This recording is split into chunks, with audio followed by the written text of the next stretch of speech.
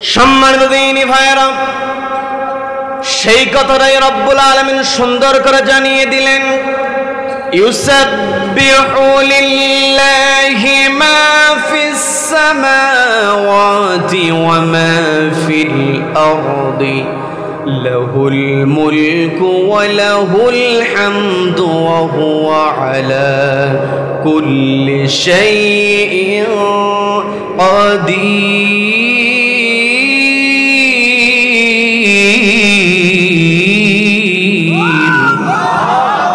আল্লাহ রাব্বুল আলামিন স্পষ্ট জানিয়ে দিচ্ছেন, ইউসাব্বিহু লিল্লাহি মা ফিস সামাওয়াতি ওয়া মা ফিল আরদ, আসমান এবং জমিনে যা কিছু আছে, ইউসাব্বিহু লিল্লাহ, সব সময় তাসবিহ জ্ঞাপন করছে কার?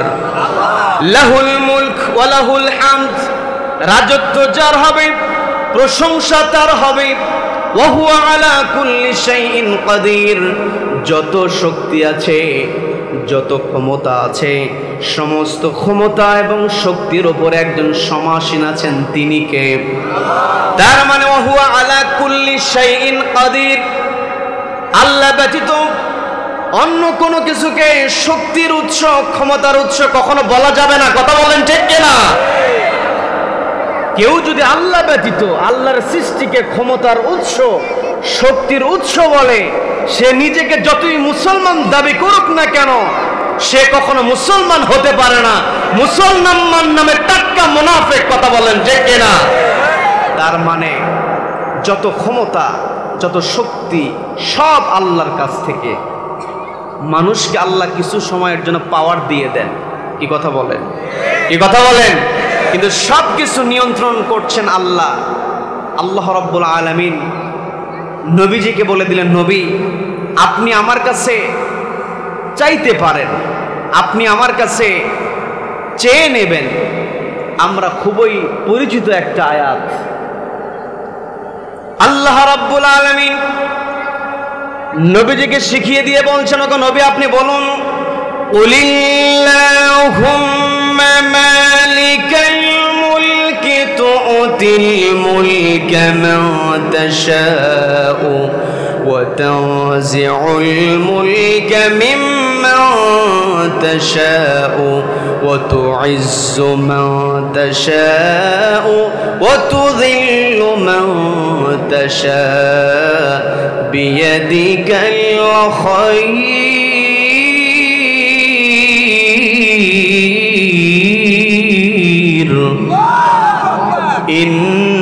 ইন্নাকা আলা কুল্লি শাইইন কাদির।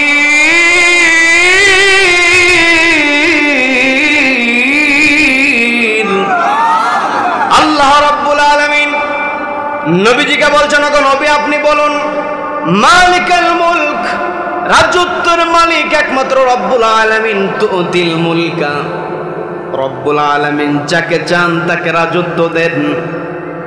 ওয়া তানজিউল মুলকা মিম্মান তাশা, এবং রাজত্ব দেওয়ার পরে যেই ব্যক্তি ক্ষমতা পাওয়ার পরে সীমা অতিক্রম করবে, ওয়া তানজিউল মুলকা মিম্মান তাশা, রব্বুল আলামিন সীমা অতিক্রম করার কারণে টান দিয়ে তার কাছ থেকে ক্ষমতা কেড়ে নেন। কথা বলেন ঠিক কিনা? এই জায়গায় আলেমে দ্বীন আছেন, তানজিউন শব্দ, তানজিউ এই ক্রিয়াটা আরবি যেই ব্যাকরণে এই ভার্বটা এসেছে মূলত নাজউন থেকে। আবার সূরা নাজিআতে আল্লাহ বলেন, ওয়ান নাজিআতি গারকা।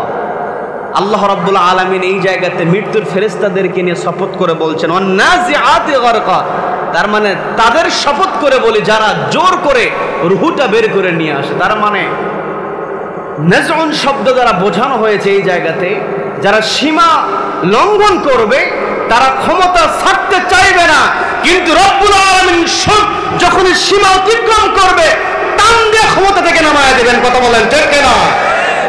এর প্রমাণ আমরা পেয়েছি। যত রাজত্বের মধ্যে থাকুক না কেন, এই পৃথিবীতে কোরআন যাদের সঙ্গে আছে, তারা যে অবস্থাতেই থাকুক না কেন, ক্ষমতায় থাকুক আর ক্ষমতায় না থাকুক, কোরআনওয়ালারা সব সময় সম্মানিত। এই কোরআনের নামটাই হচ্ছে কোরআনুল কারীম। কি কথা বলেন? আমরা তো প্রচলিতভাবে কোরআন শরীফ বলি। কোরআন শরীফ মানেও সম্মানিত কোরআন, কোরআনুল কারীম মানেও সম্মানিত কোরআন। আবার কোরআনুল মাজিদ, যেটা আল্লাহ রাব্বুল আলামিন কোরআনে ব্যবহার করেছেন, কারীম মানেও সম্মানিত, মাজিদ মানেও সম্মানিত, শরীফ মানেও সম্মানিত। তার মানে কোরআন যাদের কাছে থাকবে তারা পৃথিবীতে সম্মানিত হবে। যত জুলুম তাদের উপরে করা হোক না কেন, যত তাদেরকে কলঙ্কিত করার চেষ্টা করা হোক না কেন, কোরআনওয়ালাদেরকে কেউ অপমানিত করতে পারবে। সম্মান দেয়নি ভাইরা। এই কোরআনের সঙ্গে যদি আমি আপনি থাকতে পারি, নবীজি স্পষ্ট জানিয়ে দিলেন, মান জাআলাহু আমামাহু কাদাহু ইলাল জান্নাহ।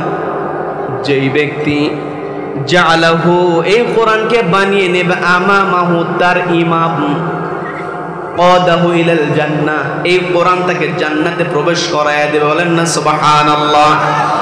জান্নাতি মানুষেরা দুনিয়াতে তাদের চরিত্র দিয়ে দুনিয়াতেও সম্মানিত হয়, আখিরাতেও সম্মানিত। আমরা দেখেছি এই কোরআনের সঙ্গে সম্পর্ক যাদের আছে, দীর্ঘ 15টা বছর তাদের উপরে কত জুলুম করা হয়েছে, কত নির্যাতন করা হয়েছে, তাদেরকে অপমান করার জন্য কত চেষ্টা করা হয়েছে, নিরপরাধ মানুষদেরকে ধর্ষণকারী বানানোর অপকৌশল করেছে। আমরা দেখেছি 50টা বছর যিনি কোরআন থেকে তাফসীর করেছেন, এই যে আজকে আমাদের হেডলাইন দেওয়া হয়েছে তাফসীরুল কোরআন মাহফিল, আমাদের এই উপমহাদেশে আলেম ওলামারা শত শত বছরের ঐতিহ্য, তারা ওয়াজ মাহফিল করেছেন, ইসালে সব মাহফিল করেছেন। এখানে যারা দাড়ি পাকা মুরব্বী আছেন তারাও একমত হবেন। আপনারা তো ভারতের পাশাপাশি, ভারত থেকে বহু পীর সাহেবেরা এসেছেন, ওয়াজ মাহফিল করেছেন, ইসালে সব মাহফিল করেছেন, প্রত্যেক বছর মাহফিল হয়েছে। কিন্তু আগের দিনে এইরকম তাফসীরুল কোরআন মাহফিলে হেডলাইন দেওয়া হতো না। এই যে তাফসীরুল কোরআন মাহফিলে হেডলাইন যিনি দিয়ে দিলেন, অর্থাৎ শহীদ আল্লামা সাইদী রাহিমাহুল্লাহ, তিনি সাহস করেছিলেন, তার চাইতে যোগ্য অনেক আলেম উপমহাদেশে ছিল, আল্লামা সাইদীকে পড়াতে পারে এমন আলেমও ছিল, কিন্তু কেউ সাহস করেন নাই, অথবা সাহস করার জন্য তারা উদ্বুদ্ধ হন নাই। কিন্তু আমাদের আল্লামা যিনি তাফসীর করেছেন, কোরআন থেকে সরাসরি কোরআনটাকে সামনে রেখে দিয়ে আয়াতের পর আয়াত তিনি আলোচনা করেছেন। একেবারে নিজের নাম পড়তে পারে না, ভ্যানওয়ালা থেকে শুরু করে নিয়ে সচিবালয়ের সচিব পর্যন্ত, এসপি, ডিসি, প্রশাসনের যত বড় শিক্ষিত মানুষ হোক না কেন, ওই রিক্সাওয়ালাকে কেমন করে বোঝাতে হয়, আবার সচিবকে কেমন করে বোঝাতে হয়। আমাদের কোরআনের পাখি দীর্ঘ 50টা বছর কোরআন বুঝিয়েছেন। তার শ্রোতা ওই জমিতে কাজ করতে গিয়েছে, জমিতে কাজ করছে কৃষক মানুষ, আইসক্রিম বিক্রি করবে। ওই আইসক্রিম বিক্রি করার সময় মাইকের মধ্যে আল্লামা সাইদীর ওয়াজ বাজায়। কথা বলেন ঠিক কিনা? আউযু বিল্লাহি মিনাশ শাইতানির রাজীম। বিসমিল্লাহির রাহমানির রাহিম।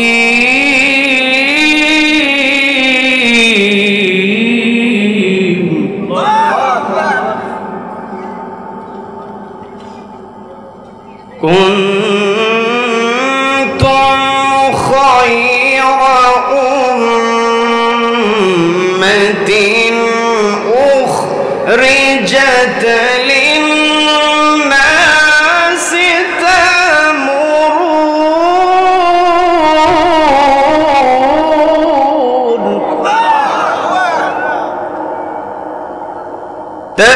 تأمرون بالمعروف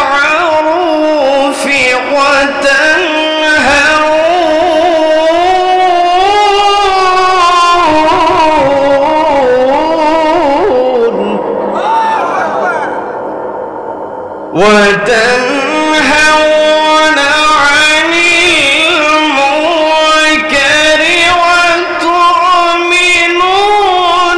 بالله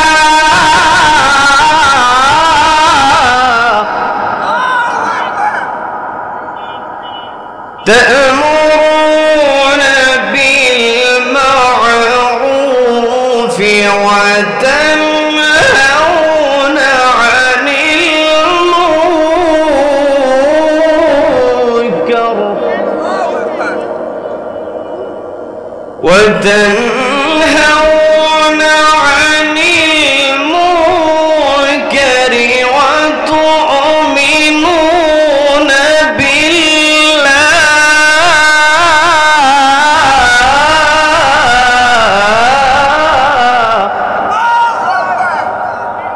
الله أكبر بسم الله الرحمن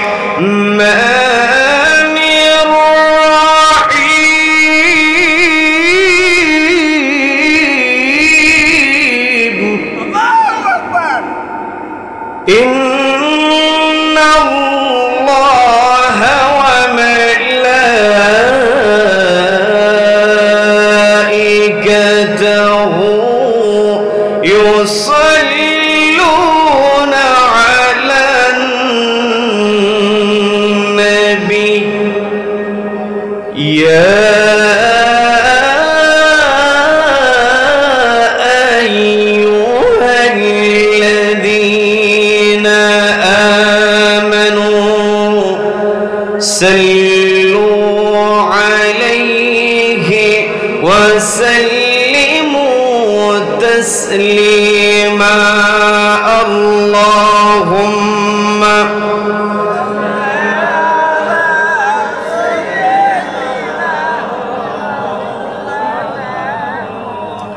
وعلى آله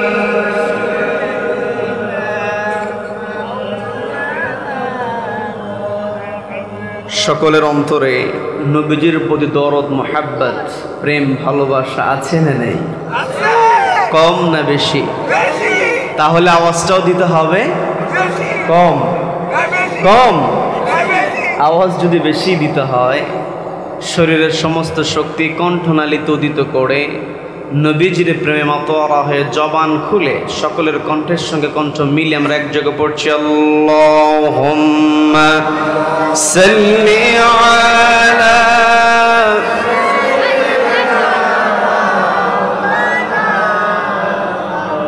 وعلى آله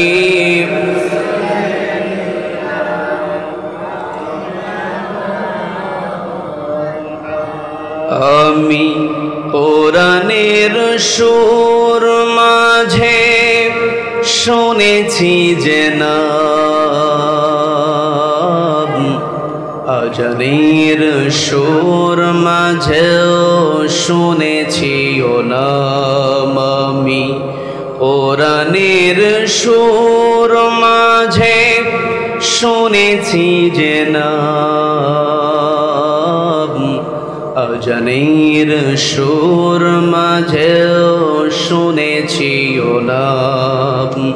ও নাম শুনেছি আমি আমার হৃদয়, হে রাসূল নবীজি তোমায়,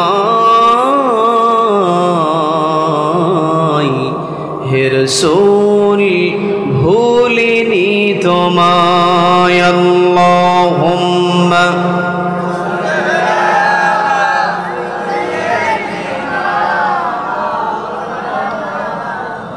وعلى آله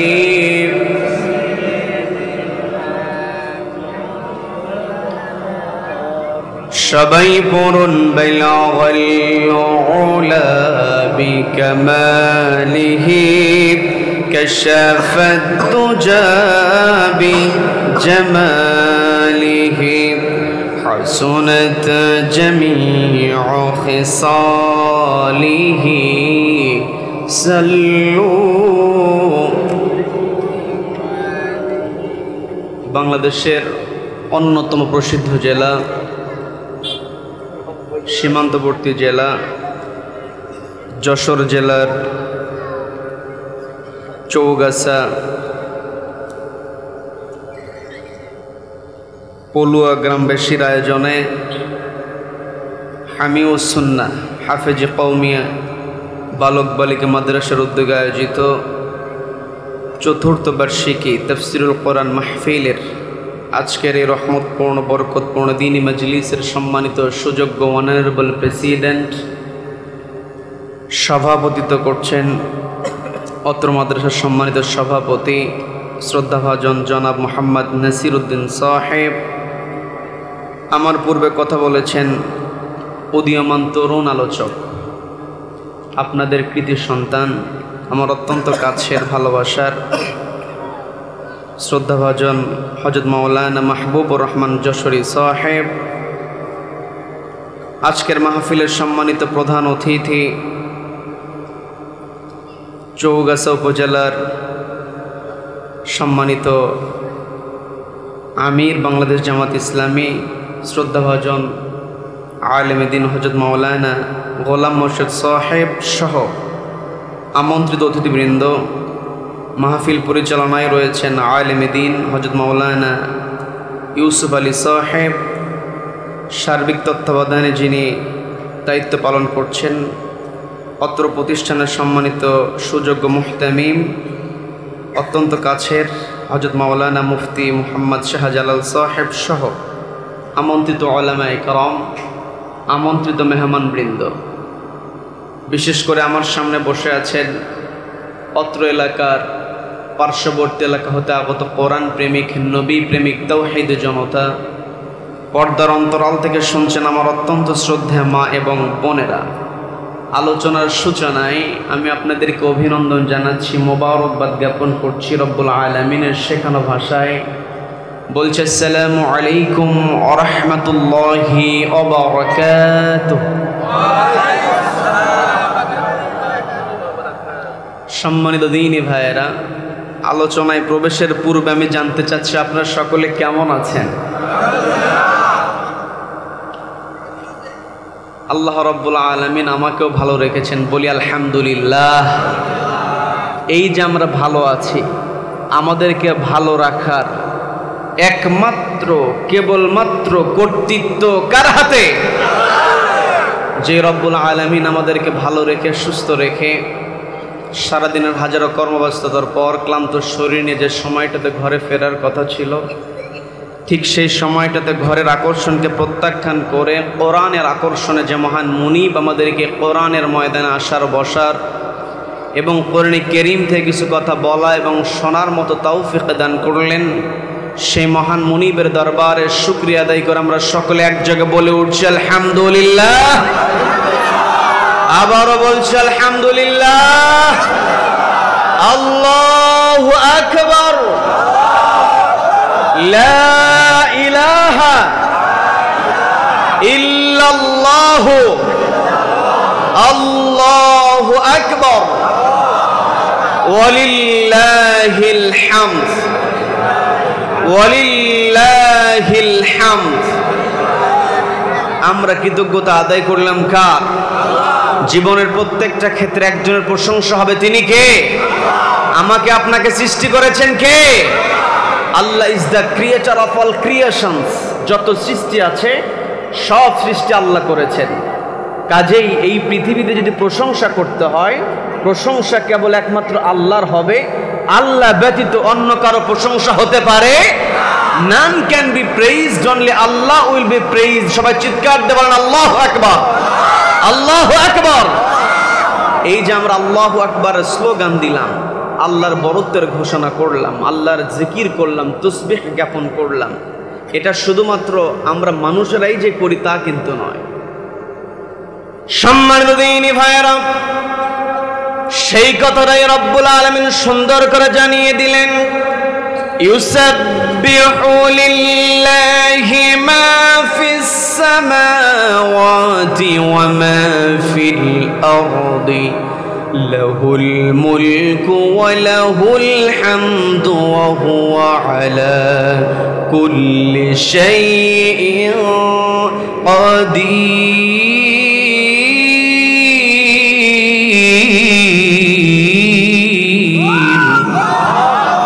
আল্লাহ রাব্বুল আলামিন স্পষ্ট জানিয়ে দিচ্ছেন, ইউসাব্বিহু লিল্লাহি মা ফিস সামাওয়াতি ওয়া মা ফিল আরদ। আসমান এবং জমিনে যা কিছু আছে, ইউসাব্বিহু লিল্লাহ, সব সময় তাসবিহ জ্ঞাপন করছে কার? লাহুল মুলক ওয়া লাহুল হামদ। রাজত্ব যার হবে, প্রশংসা তার হবে, ওয়া হুয়া আলা কুল্লি শাইইন কাদির।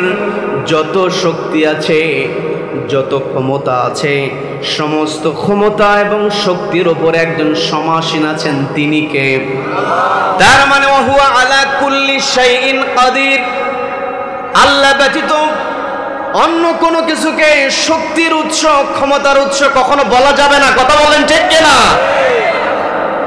কেউ যদি আল্লাহ ব্যতীত আল্লাহর সৃষ্টিকে ক্ষমতার উৎস, শক্তির উৎস বলে, সে নিজেকে যতই মুসলমান দাবি করুক না কেন, সে কখনো মুসলমান হতে পারে না। মুসলমান নামে টাটকা মুনাফিক। কথা বলেন ঠিক কিনা? তার মানে যত ক্ষমতা, যত শক্তি সব আল্লাহর কাছ থেকে। মানুষকে আল্লাহ কিছু সময়ের জন্য পাওয়ার দিয়ে দেন। কি কথা বলেন? কি কথা বলেন? কিন্তু সব কিছু নিয়ন্ত্রণ করছেন আল্লাহ। আল্লাহ রাব্বুল আলামিন নবীজিকে বলে দিলেন, নবী আপনি আমার কাছে চাইতে পারেন, আপনি আমার কাছে চেয়ে নেবেন। আমরা খুবই পরিচিত একটা আয়াত।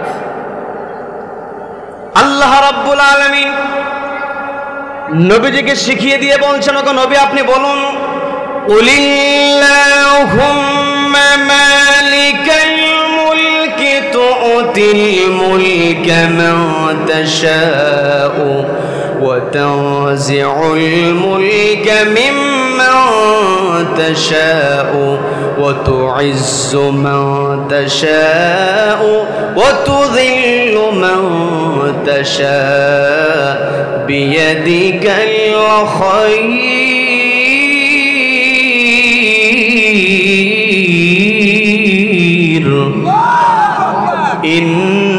ইন্নাকা আলা কুল্লি শাইইন কাদির।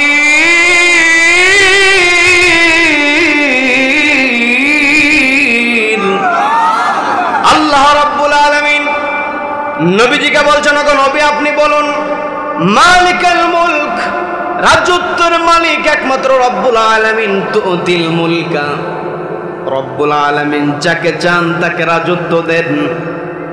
ওয়া তানজিউল মুলকা মিম্মান তাশা, এবং রাজত্ব দেওয়ার পরে যেই ব্যক্তি ক্ষমতা পাওয়ার পরে সীমা অতিক্রম করবে, ওয়া তানজিউল মুলকা মিম্মান তাশা, রব্বুল আলামিন সীমা অতিক্রম করার কারণে টান দিয়ে তার কাছ থেকে ক্ষমতা কেড়ে নেন। কথা বলেন ঠিক কিনা?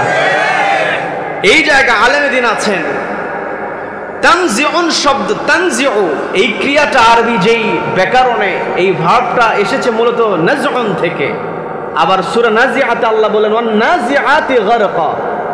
আল্লাহ রাব্বুল আলামিন এই জায়গাতে মৃত্যুর ফেরেশতাদেরকে নিয়ে শপথ করে বলছেন ওয়ান নাজিআতি গারকা। তার মানে তাদের শপথ করে বলি যারা জোর করে রুহটা বের করে নিয়ে আসে। তার মানে নাজউন শব্দ দ্বারা বোঝানো হয়েছে এই জায়গাতে যারা সীমা লঙ্ঘন করবে, তারা ক্ষমতা ছাড়তে চাইবে না, কিন্তু রব্বুল আলামিন যখন সীমা অতিক্রম করবে টান দিয়ে ক্ষমতা থেকে নামায় দেবেন। কথা বলেন ঠিক কিনা? এর প্রমাণ আমরা পেয়েছি। যত রাজত্বের মধ্যে থাকুক না কেন, এই পৃথিবীতে কোরআন যাদের সঙ্গে আছে, তারা যে অবস্থাতেই থাকুক না কেন, ক্ষমতায় থাকুক আর ক্ষমতায় না থাকুক, কোরআনওয়ালারা সব সময় সম্মানিত। এই কোরআনের নামটাই হচ্ছে কোরআনুল কারীম। কি কথা বলেন? আমরা তো প্রচলিতভাবে কোরআন শরীফ বলি। কোরআন শরীফ মানেও সম্মানিত কোরআন, কোরআনুল কারীম মানেও সম্মানিত কোরআন। আবার কোরআনুল মাজিদ যেটা আল্লাহ রাব্বুল আলামিন কোরআনে ব্যবহার করেছেন, কারীম মানেও সম্মানিত, মাজিদ মানেও সম্মানিত, শরীফ মানেও সম্মানিত। তার মানে কোরআন যাদের কাছে থাকবে তারা পৃথিবীতে সম্মানিত হবে। যত জুলুম তাদের উপর করা হোক না কেন, যত তাদেরকে কলঙ্কিত করার চেষ্টা করা হোক না কেন, কোরআনওয়ালাদেরকে কেউ অপমানিত করতে পারবে। এই কোরআনের সঙ্গে যদি আমি আপনি থাকতে পারি, নবীজি স্পষ্ট জানিয়ে দিলেন মান জাআলাহু আমামাহু কাদাহু ইলাল জান্নাহ। যেই ব্যক্তি জাআলাহু এই কোরআনকে বানিয়ে নেবে, আমামাহু তার ইমাম, কাদাহু ইলাল জান্নাহ এই কোরআন তাকে জান্নাতে প্রবেশ করায় দেবে। বলেন না সুবহানাল্লাহ। জান্নাতি মানুষেরা দুনিয়াতে তাদের চরিত্র দিয়ে দুনিয়াতেও সম্মানিত হয়, আখিরাতেও সম্মানিত। আমরা দেখেছি এই কোরআনের সঙ্গে সম্পর্ক যাদের আছে দীর্ঘ 15টা বছর তাদের উপর কত জুলুম করা হয়েছে, কত নির্যাতন করা হয়েছে, তাদেরকে অপমান করার জন্য কত চেষ্টা করা হয়েছে, নিরপরাধ মানুষদেরকে ধর্ষণকারী বানানোর অপকৌশল করেছে। আমরা দেখেছি 50টা বছর যিনি কোরআন থেকে তাফসীর করেছেন, এই যে আজকে আমাদের হেডলাইন দেওয়া হয়েছে তাফসীরুল কোরআন মাহফিল, আমাদের এই উপমহাদেশে আলেম ওলামারা শত শত বছরের ঐতিহ্য, তারা ওয়াজ মাহফিল করেছেন, ইসালে সব মাহফিল করেছেন। এখানে যারা দাড়ি পাকা মুরব্বী আছেন তারাও একমত হবেন, আপনারা তো ভারতের পাশাপাশি ভারত থেকে বহু পীর সাহেবেরা এসেছেন, ওয়াজ মাহফিল করেছেন, ইসালে সব মাহফিল করেছেন, প্রত্যেক বছর মাহফিল হয়েছে। কিন্তু আগের দিনে এইরকম তাফসীরুল কোরআন মাহফিল হেডলাইন দেওয়া হতো না। এই যে তাফসীরুল কোরআন মাহফিলে হেডলাইন যিনি দিয়ে দিলেন, অর্থাৎ শহীদ আল্লামা সাইদি রাহিমাহুল্লাহ, তিনি সাহস করেছিলেন, তার চাইতে যোগ্য অনেক আলেম উপমহাদেশে ছিল, আল্লামা সাইদিকে পড়াতে পারে এমন আলেমও ছিল, কিন্তু কেউ সাহস করেন নাই, অথবা সাহস করার জন্য তারা উদ্বুদ্ধ হন নাই। কিন্তু আমাদের আল্লামা যিনি তাফসীর করেছেন, কোরআন থেকে সরাসরি কোরআনটাকে সামনে রেখে দিয়ে আয়াতের পর আয়াত তিনি আলোচনা করেছেন। একেবারে নিজের নাম পড়তে পারে না, ভ্যানওয়ালা থেকে শুরু করে নিয়ে সচিবালয়ের সচিব পর্যন্ত, এসপি ডিসি প্রশাসনের যত বড় শিক্ষিত মানুষ হোক না কেন, ওই রিক্সাওয়ালাকে কেমন করে বোঝাতে হয়, আবার সচিবকে কেমন করে বোঝাতে হয়, আমাদের কোরআনের পাখি দীর্ঘ 50টা বছর কোরআন বুঝিয়েছেন। তার শ্রোতা ওই জমিতে কাজ করতে গিয়েছে, জমিতে কাজ করছে কৃষক মানুষ, আইসক্রিম বিক্রি করবে, ওই আইসক্রিম বিক্রি করার সময় মাইকের মধ্যে আল্লামা সাইদির ওয়াজ বাজায়, কথা বলেন ঠিক কিনা? আবার যারা বিরোধিতা করেছে, রাতের বেলা ঘুম হয় না, ঘুমের ট্যাবলেট খায়, ঘুম হয় না, কিন্তু ঘুমানোর জন্য বালিশের কাছে আল্লামা সাইদির ওয়াজ তারাই বাজিয়েছে, কথা বলেন ঠিক কিনা? চেষ্টা করেছে তাকে ধর্ষণকারী বানানোর জন্য, এমনকি তার নামে অভিযোগ পর্যন্ত দিয়েছে তিনি নাকি ইয়েতিমের টাকা আত্মসাৎ করেছিলেন, বলেন নাউযুবিল্লাহ। তার বিরুদ্ধে যে সমস্ত অপবাদ দেওয়া হয়েছে শয়তানও বিশ্বাস করবে না, কথা বলেন ঠিক কিনা? সেই আল্লামাকে এত নির্যাতন করা হলো, শেষ বয়সে যেখানে পরিবারের সঙ্গে বৃদ্ধ মানুষের থাকার কথা, অসুস্থ মানুষ, 13টা বছর তাকে বন্দি অবস্থায় রেখে দেওয়া হয়েছিল। আমরা দেখেছি যেই দিন তিনি দুনিয়া থেকে বিদায় হলেন, অ্যাম্বুলেন্স থেকে যখন তাকে নামানো হলো, দীর্ঘদিনের বন্দি থাকা মানুষ, চেহারার মধ্যে কোনো কষ্টের ছাপ ছিল না, কোনো ক্লান্তির ছাপ ছিল না। অ্যাম্বুলেন্স থেকে নেমেই তিনি জাতির উদ্দেশ্যে সালাম দিয়ে যে হাসিটা দিয়েছিলেন, কিয়ামত পর্যন্ত ইসলামী আন্দোলনের কর্মীদের জন্য এই হাসিটাই হলো অনুপ্রেরণা। কি কথা বলেন? এর দ্বারা বোঝা যায় ক্ষমতায় থাকুক আর না থাকুক, কোরআন যার কাছে আছে তার সম্মান অবশ্যই থাকবে। কোরআন বিদ্বেষীরা কখনো সম্মান অর্জন করতে পারবে না। রব্বুল আলামিন এই কথাটাও সুন্দর করে জানিয়ে দিলেন, আল্লাযীনা ইয়াত্তাখিযুনাল কাফিরিনা আউলিয়া মিন দুনিল মুমিনিনা আয়াবতাগুনা ইনদাহুমুল ইজ্জাতা ফাইন্নাল ইজ্জাতা লিল্লাহি জামিআ। আল্লাহ রাব্বুল আলামিন বলছেন, আল্লাযীনা ইয়াত্তাখিযুনাল কাফিরিনা আউলিয়া, যারা কুফরি করে তারা কি তাদের অভিভাবক হিসাবে, তাদের পরামর্শক হিসাবে, বন্ধু হিসাবে কাফেরদেরকে গ্রহণ করেছে, মিন দুনিল মুমিনিন, মুমিনের পরিবর্তে। আর তারা এই যে বন্ধুরূপে ইসলাম বিদ্বেষীদেরকে গ্রহণ করেছে, আয়াবতাগুনা ইনদাহুমুল ইজ্জাত, তারা কি ওই সমস্ত ব্যক্তিদের কাছ থেকে সম্মান চায় কিনা? তাদের কাছ থেকে তার সম্মান আশা করা মনে করে? ইসলাম বিদ্বেষীদের সঙ্গে সম্পর্ক রাখলেই মনে হয় সম্মানিত হওয়া যায়। কত চেষ্টা করেছি, কথায় কথায় আমরা শুনেছি দেশ চালায় মদিনার সনদ, এমনও ডায়লগ দিয়েছে, মুখে বলেছে মদিনার সনদের কথা, কিন্তু বাস্তবে মদিনার ওই নাটা কেটে দিয়ে মোদির পরামর্শে দেশ চালিয়েছে। কথা বলেন ঠিক কেরা? কিন্তু আজকে সেই বন্ধুরা কোথায় গেল? বন্ধুরূপে কেউ গ্রহণ করতে চায় না। আল্লামা সাইদ রাহিমাহুল্লাহ তিনি বলেছিলেন, আজকে তোমরা ইসলামের বিরোধিতা করছো, একটা সময় তোমাদের সামনে আসবে ইঁদুরের গর্ত তোমরা খুঁজে পাবে না। কথা বলেন ঠিক কেন? তার মানে এই পৃথিবীতে আমরা যদি কোরআনের সঙ্গে থাকতে পারি, এই কোরআন আমাদেরকে সম্মানিত করবে। এই কোরআনকে যদি আমরা আমামাহু নবীজির কথা অনুযায়ী আমামাহু ইমাম বানাতে পারি, অদাহু ইলাল জান্নাহ, এই কোরআন আমাদেরকে জান্নাতে প্রবেশ করায়া দেবে। আল্লাহ কবুল করুন, বলেন আমিন। সম্মানিত ভাইরা, পর্দার মা বোনেরা শুনছেন, কানটা একটু খাড়া করে শুনবেন। এই যে আমরা একত্রিত হয়েছি কোরআন থেকে আলোচনা শোনার জন্য, আমরা একত্রিত হলাম। এই কোরআনটাকে আল্লাহ রাব্বুল আলামিন আমাদের জন্য পথ চলার গাইডলাইন বানিয়ে দিলেন। এই পৃথিবীতে আমার আপনার সামনে অসংখ্য মতবাদ, অসংখ্য পথ, অসংখ্য মত আমার আপনার সামনে হাজির হবে, কিন্তু কোনো মতবাদের দিকে, কোনো তরিকার দিকে, কোনো পথের দিকে যাওয়া যাবে না। আমাদেরকে হাঁটতে হবে একটি কিতাবকে সামনে রেখে। সেই কিতাবের নাম কি? এই কোরআন এমন পাওয়ারফুল, এই কোরআন কিয়ামতের কঠিন ময়দানে আল্লাহর কাছে শাফাআত করবে। সন্দেহ আছে নাকি? আবার এই যে হাফেজ কোরআন, তাকে পাগড়ি দেওয়া হলো, আপনারা খেয়াল করেছেন কিনা আমি জানি না, এই হাফেজের বাবাকে যখন আমি ওই জায়নামাজটা উঠিয়ে দিচ্ছিলাম, আমি খেয়াল করছিলাম তার চোখের দিকে খেয়াল করে দেখেছি তার চোখের মধ্য থেকে আনন্দের পানি বের হচ্ছে। বলেন না সুবহানাল্লাহ। আপনি প্রশ্ন করতে পারেন, ওই হাফেজ কোরআনের বাবাকে আপনি প্রশ্ন করতে পারেন, আপনার জীবনে বহু আনন্দের দিন এসেছে, সুখের দিন এসেছে, কিন্তু আপনি বলুন তো আজকের দিনের মতো কোনো দিন আপনার হয়েছে নাকি? ওই বাবা অবশ্যই বলবে, যত আনন্দ আমি পেয়েছি যখন আমার ছেলের নামটা এই জায়গায় ঘোষণা হয়েছে, সবচাইতে বেশি আমি আনন্দিত হয়েছি। কথা বলেন ঠিক কিনা? তার মানে কোরআন যেখানে আছে সম্মান সেখানে আছে। বড় দুঃখ নিয়ে বলতে হয়, আমার দেশে খেলোয়াড়দেরকে কত সম্মান দেওয়া হয়, কোনো মতো যদি দুর্বল দেশকে হারায়, সবল দেশের সঙ্গে তো পারে না।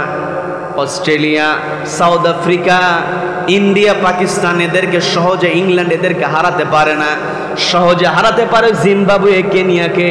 আর একটা ম্যাচ যদি হারাতে পারে, নিজেরা জিততে পারে, যে তার সঙ্গে সঙ্গে ঢাকাতে বাড়ি গাড়ি ফ্ল্যাট দেয়। কথা বলেন ঠিক কিনা? অথচ এই যে গতকালকে বাংলাদেশে একজন হাফেজ কোরআন পৃথিবীর শত শত দেশকে পিছনে ফেলে সেই যে শ্রেষ্ঠত্বের অর্জন, সে বাংলাদেশের গৌরব, বাংলাদেশের পতাকা গোটা দেশের উপর উড়িয়েছে। রাষ্ট্রীয়ভাবে তাকে এখনো পর্যন্ত কোনো সম্মান দেওয়া হয় নাই। কথা বলেন ঠিক কিনা? অথচ কিছুদিন পূর্বে নারীরা তার চ্যাম্পিয়ন হয়েছে, তাদেরকে নিয়ে কত লাফালাফি, তাদেরকে কোটি টাকার পুরস্কার তারা ঘোষণা করেছে, কিন্তু কোরআনওয়ালাদেরকে পুরস্কার দিতে চায় না। দুনিয়ার মানুষেরা কোরআনওয়ালাদেরকে যতক্ষণ না পর্যন্ত সম্মান করতে পারবে, ততক্ষণ পর্যন্ত পৃথিবীতে কোনো শান্তি আসবে না। কথা বলেন ঠিক কিনা? সম্মান দেয়নি ভাইরা, পর্দালের মা বোনেরা শুনছেন, কানটা একটু খাড়া করে শুনবেন। নবীজি যখন এই পৃথিবীতে আগমন করলেন, নবীজি যখন আগমন করেছেন, গোটা দুনিয়া তখন অন্ধকারের মধ্যে ছিল, মানুষের কোনো অধিকার ছিল না। অধিকার বলতে ছিল মাইট ইজ রাইট, জোর যার মুল্লুক তার। আজ দুনিয়াতে যেই জায়গায় দেখবেন জোর যার মুল্লুক তার, সেই জায়গাটাই হলো জাহেলিয়াতের জায়গা। কি কথা বলেন? নবীজি জাহেলিয়াত দূর করেছেন এই কোরআন দিয়ে। আমি আপনি যদি সমাজ থেকে অন্ধকার দূর করতে চাই, এই কোরআনকে সামনে রেখে আমাকে আপনাকে চলতে হবে। সম্মানিত দ্বীনি ভাইরা, আমি আমার আলোচনার সূচনায় পবিত্র কোরআনের 3 নম্বর সূরা, সূরা আলে ইমরানের 110 নম্বর আয়াতে কারিমা তেলাওয়াত করেছি। সূরার নাম্বার হলো 3 নম্বর সূরা। সবাই বলেন কয় নম্বর সূরা? 3 নম্বর সূরা, আয়াত নাম্বার 110। সবাইকে বলতে হবে আয়াতের নাম্বার কত? 110 নাম্বার আয়াতে রব্বুল আলামিন সুন্দর করে আমাদেরকে ডাক দিলেন। আমাদেরকে ডাক দিয়ে বলছেন, কুনতুম খায়রা উম্মাতিন উখরিজাত লিন-নাসি তা'মুরুনা বিল মা'রুফি ওয়া তানহাউনা আনিল মুনকারি ওয়া তু'মিনুনা বিল্লাহ।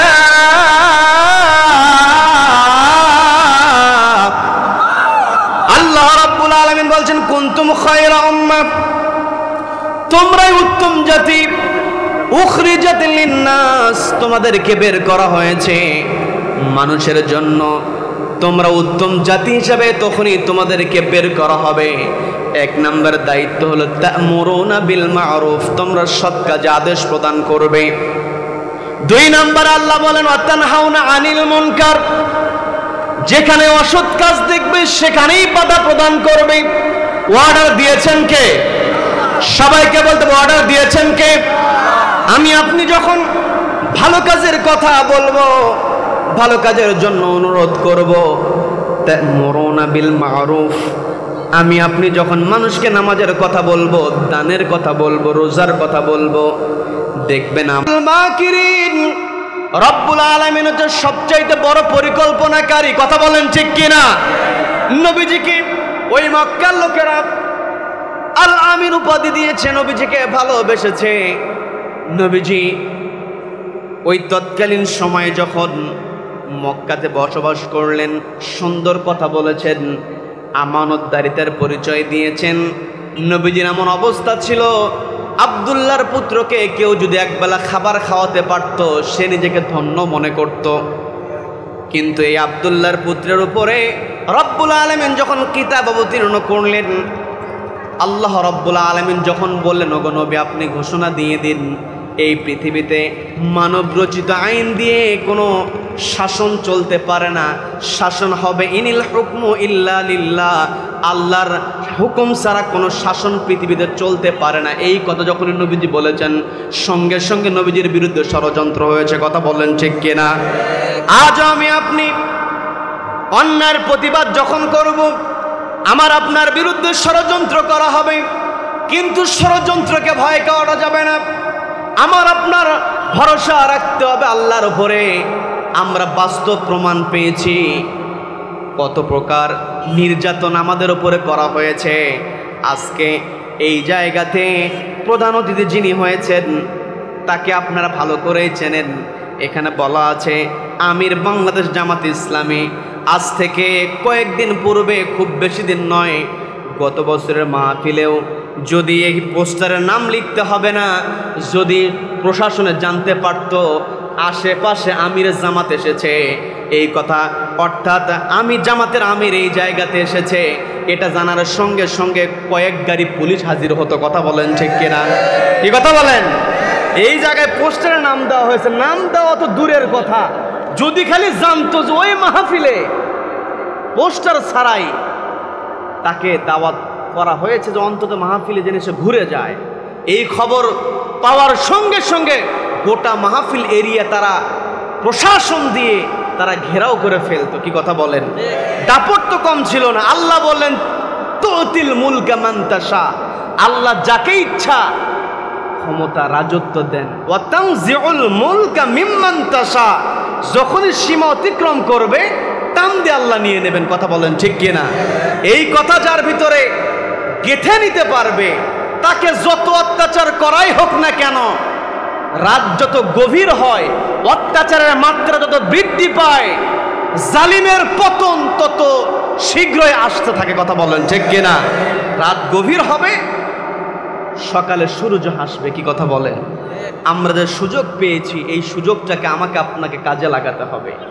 রব্বুল আলামিন সুযোগ দিয়েছেন যে তোমাদেরকে আমি সুযোগ দিলাম, আর তোমাদেরকে আমি বার্তা দিয়ে দিই কুনতুম খায়রা উম্মাহ, তোমরা যদি উত্তম জাতি হতে চাও তোমাদেরকে 1 নম্বরে কাজ করতে হবে তা'মুরুনা বিল মা'রুফ, 2 নম্বরে ওয়া তানহাউনা আনিল মুনকার। এই 2টা কর্মসূচিকে সামনে রেখে যদি তোমরা পৃথিবীতে চলতে পারো, তোমরা দুনিয়াতেও সফল আখিরাতেও সফল। কি কথা বলেন? এতে কোনো সন্দেহ আছে? আপনার বিরক্ত হচ্ছেন? বিরক্ত হচ্ছেন? অনেকে উঠে যায়। শেষ করে দেব, শেষ করে দেব। আলোচনা চলবে, চলবে। কতক্ষণ? সারা রাত, সারা রাত। বক্তা কাত, বক্তা কাত হয়ে যাক আর সোজা থাকুক। কোরআনের কথা যতদিন পর্যন্ত সূর্য পূর্ব দিগন্তে উদিত হয়ে পশ্চিম দিগন্তে অস্ত যাবে, ততদিন পর্যন্ত কোরআনের কথা হবে। কোন কোরআন বিদ্বেষী কোরআনকে থামাতে পারবে না। কারা কারা এই মতের পক্ষে আছেন? দুহাত আল্লাহকে দেখা। নারে তাকবীর, আল্লাহু আকবার, নারে তাকবীর, আল্লাহু আকবার, নারে তাকবীর, নারে তাকবীর। আল কোরআনের আলো ঘরে বাইরে জালো, ঘরে বাইরে জালো। নারে তাকবীর। আল্লাহ সবাইকে কবুল করেন, বলে না আমিন। তোমার নাম কি? কি নাম তোমার? হোসাইন। আল্লাহ রাব্বুল আলামিন হোসাইনের যোগ্য উত্তরসূরি হিসেবে আল্লাহ কবুল করেন, বলে না আমিন। ছোট্ট মানুষ, কেউ যখন আপনারা তাকবীর দিলেন না, তখন বাধ্য হয়ে ওই ছোট্ট মানুষ তাকবীর দিয়েছে। কথা বলেন ঠিক কিনা? যখন আমরা আন্দোলন করে ব্যর্থ হয়ে গেলাম, রব্বুল আলামিন নিরস্ত্র ছাত্র সমাজকে আন্দোলনের সামনে দিয়া ওই জালিমকে পালাতে বাধ্য করেছেন। কথা বলেন ঠিক কিনা? সম্মানিত দিনী ভাইরা, তা'মুরুনা বিল মা'রুফ ওয়া তানহাউনা আনিল মুনকার, এই দুইটা কর্মসূচি আমাদেরকে গ্রহণ করে সামনে এগিয়ে যেতে হবে। ছোট্ট বালকের তাকবীর শুনে আমার কথাটা মনে পড়ে গেল। যেখানেই অন্যায় কাজ হবে সেখানেই বাধা প্রদান করতে হবে। এই পৃথিবীতে আমি আপনি শান্তি তখনই কায়েম করতে পারবো যখন আমরা জুলুমের প্রতিবাদ করতে পারবো। তার মানে যখন সমাজের মধ্যে জুলুম দূর হয়ে যাবে, সমাজ তখন শান্তির সমাজে পরিণত হবে। আর সমাজের মধ্যে যখন জুলুম বাড়তে থাকবে, ওই সমাজে বসবাস করা কঠিন হয়ে যাবে। কথা বলেন ঠিক কিনা? সম্মানিত দিনী ভাইরা, আমার আপনার নবী জুলুমের বিরুদ্ধে নবুয়তের পূর্ব থেকেই সচেতন ছিলেন। আমরা যে বিভিন্ন সময় বিভিন্ন জায়গায় হিলফুল ফুজুল সংগঠন দেখি, এই হিলফুল ফুজুল সংগঠন হয়েছিল। আমরা অনেক সময় বলে ফেলি নবীজি নিজেই হিলফুল ফুজুল গঠন করেছিলেন, কিন্তু তথ্যটা সঠিক নয়। নবীজি সরাসরি হিলফুল ফুজুল নবীজি গঠন করেন নাই। নবীজির বয়স যখন 15 বছর, আরেকটা বর্ণনায় পাওয়া যায় নবীজির বয়স যখন 17 বছর, আরেকটা বর্ণনায় পাওয়া যায় নবীজির বছর যখন 25 বছর। তিনটা বয়স পাওয়া যায়। এর মধ্যে উল্লেখযোগ্য যে বয়সের ব্যাপারে বেশি শক্তিশালী সনদ পাওয়া যায় সেটা হলো নবীজির বয়স তখন 17 বছর বয়স। ওই কাবার চত্বরে বিভিন্ন দেশ থেকে লোকেরা আসতো কাবা ঘর তাওয়াফ করার জন্য। তারা তাওয়াফ করতো তো নিজেদের ইচ্ছাধীনভাবে, আর আমরা তাওয়াফ করি নবীজির দেখানো পথ অনুযায়ী, নির্দেশনা অনুযায়ী। আমি সেই দিকে যাব না। আগের দিনে তো উলঙ্গ অবস্থায় তাওয়াফ করা হতো, বলেন নাউযুবিল্লাহ। ওই কাবাতে যখন বিভিন্ন দেশ থেকে মানুষজন যাতায়াত করত, তখন অনেক ব্যবসায়ীরা সুযোগ নিত, ভিনদেশি মানুষ আসবে, তাহলে ওই জায়গায় যদি আমার পণ্য নিয়ে বিক্রি করতে পারি তাহলে তো লাভ হতে পারে। আজকে যেমন মাহফিলের আয়োজন করা হয়েছে, আশেপাশে দোকানপাট আছে, কি কথা বলেন? তার মানে লোকজন একত্রিত হয়েছে, ব্যবসায়ীদের চিন্তা হলো আমি ওই জায়গায় গেলে ব্যবসা হবে। জাবিদ গোত্রের একজন লোক, খুব বেশি বড় ব্যবসায়ী নয়, ছোট একজন ব্যবসায়ী, তার কিছু পণ্য নিয়ে মক্কার প্রান্তরে হাজির হয়েছে। জাবিদ গোত্রের ওই ব্যক্তি মক্কার প্রান্তরে যখন তার ব্যবসায়ী পণ্য নিয়ে হাজির হয়েছে, ওই জায়গাতে কুরাইশ একজন নেতা ছিল, নাম হলো আস ইবনে ওয়াইল আস-সাহমি। ওই আস ইবনে ওয়াইলের ওই মালটা পছন্দ হয়েছে। মালগুলো পছন্দ হওয়ার পরে তার সঙ্গে যেই কর্মচারী আছে, তার যে শিষ্য আছে, বলতেছে মালগুলো পছন্দ হয়েছে, ব্যাগের মধ্যে উঠাও। ব্যাগের মধ্যে মাল উঠিয়েছে। ওই আস ইবনে ওয়াইল বলতেছে, ভাই আমার পণ্যের দামটা দিয়ে দেন। সে বলতেছে, আমাকে চেনো নাই, আমি কে?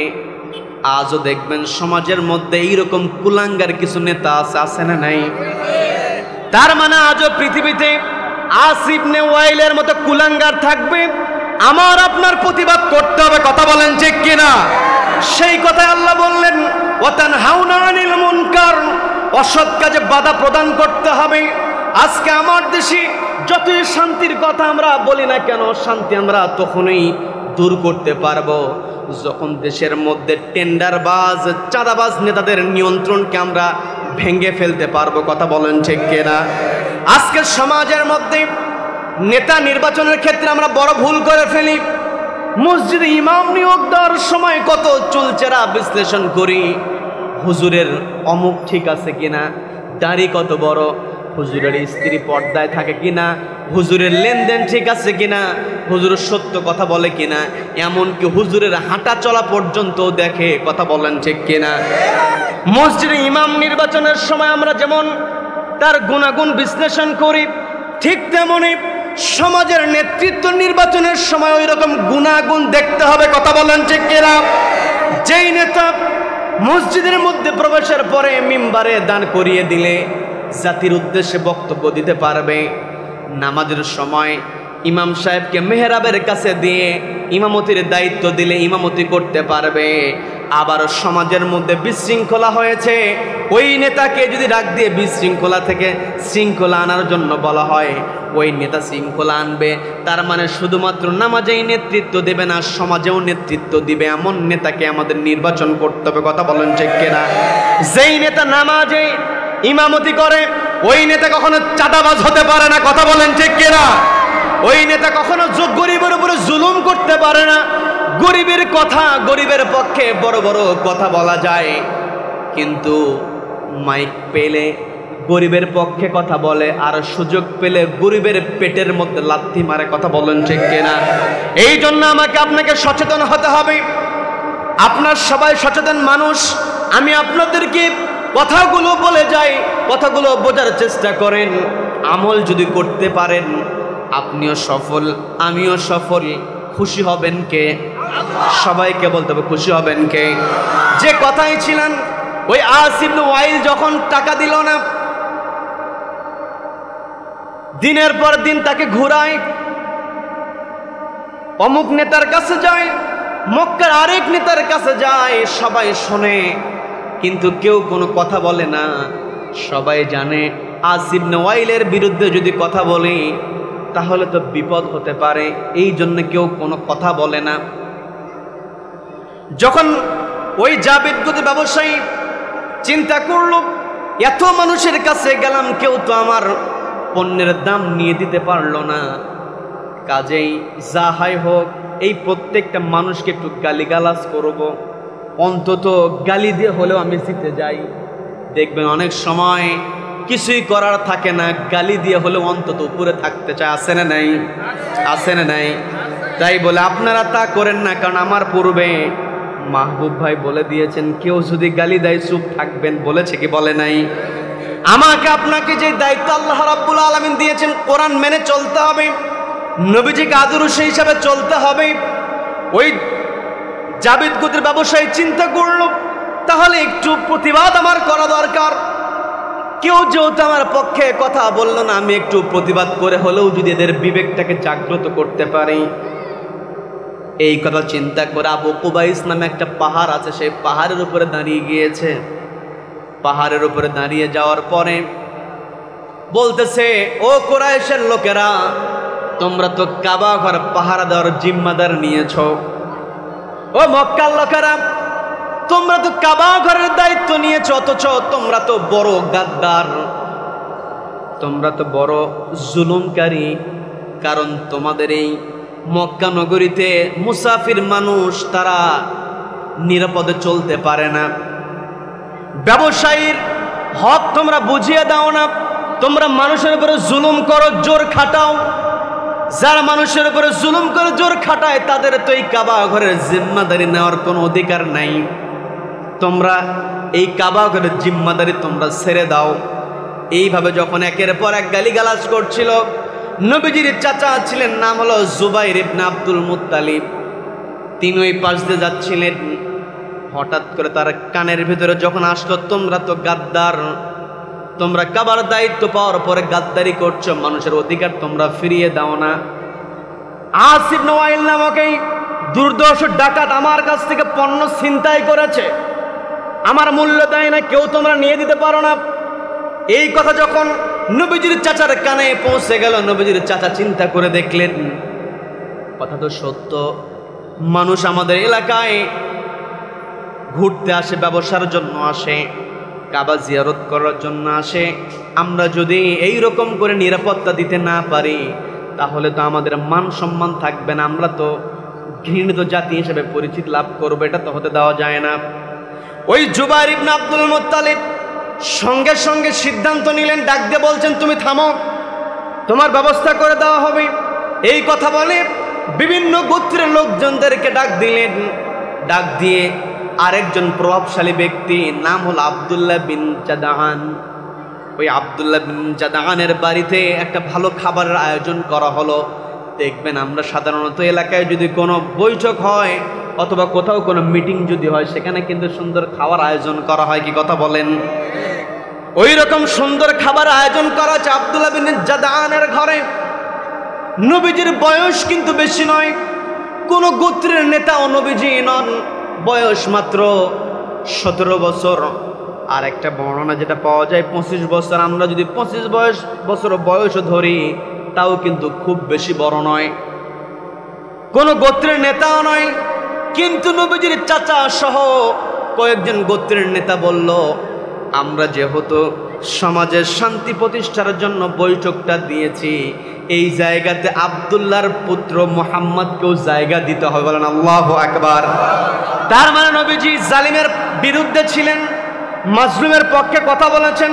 সমাজের শান্তি প্রতিষ্ঠার জন্য নবীজি তার শিশুকাল থেকে শুরু করে নিয়ে যৌবনকালে, কিশোরকালে নবীজি প্রতিবাদী ছিলেন। গোটা বাংলাদেশের মধ্যে আজকে যেই তোলপাড়টা ঘটেছে, এই জায়গাতে অগ্রণী ভূমিকা পালন করেছে নবীজির ওই বয়সী যুবকেরা। কথা বলেন ঠিক কিনা? তার মানে যুবক ভাইরা যারা শুনছেন, কানটা খাড়া করে শুনবেন, নবীজি যুবকদেরকে সবচাইতে বেশি ভালোবাসতেন। নবীজি বললেন, ওসিকুম বিশাবাব, আমি যুবকদেরকে উপদেশ দিই। বলেন আল্লাহু আকবার। নবীজি যুবকদেরকে উপদেশ দিয়েছেন। এর দ্বারা নবীজি আরেকটা বর্ণনায় বলেছেন, আমার পক্ষে ছিল যুবকেরা, আর খলফি আমার বিপরীতে ছিল বৃদ্ধরা। কারণ বৃদ্ধদের হৃদয়গুলো একটু শক্ত হয়ে যায়, কিন্তু যুবকদের মনটা নরম থাকে কাদা মাটির মতো। কি কথা বলেন? দেখবেন বৃদ্ধদের মধ্যে একটা টেন্ডেন্সি থাকে, যদি কোনো দল করে ওই দলে হাজার ভুল হলেও সেই ভুল স্বীকার করে না। কথা বলেন ঠিক কিনা? কিন্তু তরুণদের সামনে খেয়াল করে দেখবেন, তরুণদেরকে যখন ভুলের কথা বলা হয়, ওই তরুণেরা বলে ওখানে অন্যায় হয়েছে, অবশ্যই প্রতিবাদ করতে হবে। যুবককে যদি ভয় দেখানো হয়, ওই জায়গাতে কিন্তু অমুক নেতার প্রভাব আছে, ওই যুবক বলে এখন অন্যায় হচ্ছে, প্রতিবাদ করব, এরপরে যা হবার তাই হবে। বলে কি বলে না? এই জন্য আমার যুবক ভাইদেরকে বলবো, এই দেশটাকে সোনার বাংলাদেশে রূপান্তরিত করতে হলে আমাদেরকে অবশ্যই মাজলুমের পক্ষে দাঁড়াতে হবে। যেমনটা ভূমিকা নবীজির ছিল মাজলুমের পক্ষে, নবীজি যুবক বয়স থেকে কিশোর বয়স থেকে দাঁড়িয়েছেন, যার কারণে বড় বড় গোত্রপতিরাও পর্যন্ত মিটিংয়ের মধ্যে নবীজিকে দাওয়াত দিয়েছেন। বলেন আল্লাহু আকবার। ওই মিটিংয়ে যখন বসানো হয়েছে, প্রস্তাব দেওয়া হলো, ওই মিটিংয়ে 4টা প্রস্তাব নিয়ে আসা হয়েছিল। 1 নম্বর প্রস্তাব দেওয়া হয়েছিল দেশের মধ্যে শান্তি শৃঙ্খলা ফিরিয়ে আনতে হবে। 2 নম্বর যেই বিষয়টা ছিল সেটা হলো গোত্রে গোত্রে মারামারি, এটা বন্ধ করতে হবে। 3 নম্বর যে সিদ্ধান্ত নেওয়া হয়েছিল সেটা হলো মাজলুমের পক্ষে দাঁড়াতে হবে। কি কথা বলেন? নবীজি তখন জোরালো ভূমিকা রেখেছেন। নবীজি স্মৃতিচারণ করতে গিয়ে বলেছেন, আমাকে যদি ওই মিটিংয়ে বসে যে সিদ্ধান্তগুলো বাস্তবায়নের কথা বলা হয়েছে, আমাকে কেউ যদি বলতো এই সিদ্ধান্তের বিপরীতে তুমি যদি যাও তোমাকে 100 লাল উট দেওয়া হবে, আমি ওই সময় 100 লাল উটের যেই অফারটা আমাকে দিত সেটা প্রত্যাখ্যান করতাম। তবুও জুলুমের বিরুদ্ধে মাজলুমের পক্ষে আমি নবী কথা বলতাম। বলেন আল্লাহু আকবার। তার মানে আমার আপনার এই পৃথিবীতে চলতে হবে। এই পৃথিবীতে মানুষ হবে দুই ধরনের, দুইটা গ্রুপে থাকবে। একটা গ্রুপ থাকবে জালিম, আর একটা গ্রুপ থাকবে মাজলুম। কথা বলেন ঠিক কিনা? আমার আপনার জালিমের বিরুদ্ধে কথা বলতে হবে, আমার আপনার মাজলুমের পক্ষে কথা বলতে হবে। মাজলুমের পক্ষে কথা বলতে গিয়ে যদি নিজেকে মাজলুম হতে হয়, মাজলুম হতে হবে, কিন্তু জালিমের পক্ষে কখনো কোনো কথা বলা যাবে না। কথা বলেন ঠিক কিনা? নবীজি স্পষ্ট জানিয়ে দিলেন, মান মাশা মা যালিমান, অর্থাৎ যখন কোনো জালিমের সঙ্গে মানুষ চলাফেরা করে, ওহুয়া ইয়ালামুহু, এটা তার জানা আছে, তারপরেও যদি জালিমের সঙ্গে সঙ্গ দেয়, জালিমের সঙ্গে চলাফেরা করে, জালিমকে সমর্থন করে, ফাকাদ খরাজা মিনাল ইসলাম, ওই ব্যক্তি আর ইসলামের মধ্যে থাকে না। কত বড় মারাত্মক কথা! যতই আমি আপনি নামাজ পড়ি, আমার কপালে নামাজ পড়তে পড়তে চিহ্ন বানিয়ে ফেলেছি, কিন্তু আমি আপনি মাজলুমের পক্ষে কথা বলতে পারি না, ওই নামাজ কোনো কাজে আসবে না। কথা বলেন ঠিক কিনা? এই জন্য আমি সবাইকে উদাত্ত আহ্বান জানাবো, আমার আপনার দায়িত্ব আমাকে আপনাকে পালন করতে হবে। সমাজের মধ্যে কেউ যদি দায়িত্ব পালন না করে, এই জায়গাতে যখন কেউ তাকবীর দিল না, ছোট্ট মানুষ কিন্তু নারায়ে তাকবীর বলেছে, আমার আপনার ওই রকম ভূমিকায় থাকতে হবে। কেউ যদি মাজলুমের পক্ষে কথা না বলে, একজন মানুষ যদি মাজলুমের পক্ষে কথা বলে, সেটাই হব আমি। কি কথা বলেন? কি কথা বলেন? সম্মানিত ভাইরা, এই যে আমার আপনার দায়িত্ব, এই দায়িত্বের ব্যাপারে আল্লাহ আমাকে আপনাকে প্রশ্ন করবেন। নবীজি বলেন, কুল্লুকুম রাঈন, তোমরা সবাই দায়িত্বশীল, ওয়া কুল্লুকুম মাসউলুন আন রাইয়াতিহি, তোমাদের প্রত্যেককে তোমাদের দায়িত্ব সম্পর্কে জিজ্ঞাসা করা হবে। পর্দালের মা বোনেরা শুনছেন, কানটা একটু খাড়া করে শুনবেন। নবীজি যে কোরআন প্রতিষ্ঠা করলেন, নবীজির উপরে যখন কোরআন অবতীর্ণ হয়েছে, নবীজির বিরুদ্ধে যখন ষড়যন্ত্র করা হয়েছে, নবীজিকে সবচাইতে বেশি যিনি সাপোর্ট দিয়েছেন তিনি হলেন খাদিজাতুল কুবরা রাদিয়াল্লাহু তাআলা আনহা। কথা বলেন ঠিক কিনা? মা, আপনি আপনাকে ওই বাংলাদেশের শান্তির প্রতিষ্ঠার জন্য আপনাকে অগ্রণী ভূমিকা পালন করতে হবে। আপনার সন্তানকে ছোটবেলা থেকে এমন করে গড়ে তুলতে হবে যেন আপনার সন্তান তা'মুরুনা বিল মা'রুফ, সৎ কাজে আদেশ প্রদান করে, ওয়া তানহাউনা আনিল মুনকার, অসৎ কাজে বাধা প্রদান করে। এই রকম করে সন্তানকে গড়ে তুলতে হবে। কথা বলেন ঠিক কিনা? সম্মানিত দিনী ভাইরা, বোঝার চেষ্টা করবেন নবীজিকে কেমন সহযোগিতা করতেন। সর্বপ্রথম যেই দিন নবীজির কাছে ওহী নিয়ে জিবরিল আমিন হাজির হলেন, নবীজি বিশাল আকৃতি দেখে ভয় পেয়েছিলেন। বাড়িতে এসে যখন স্ত্রীকে বললেন, আমি প্রচণ্ড ভয় পেয়েছি, আমাকে কেউ মেরে ফেলবে, আমাকে কাঁথা দিয়ে ঢেকে দাও। স্ত্রী তখন সান্ত্বনা দিয়ে বলছেন, আপনি এই কথা কেন বলছেন?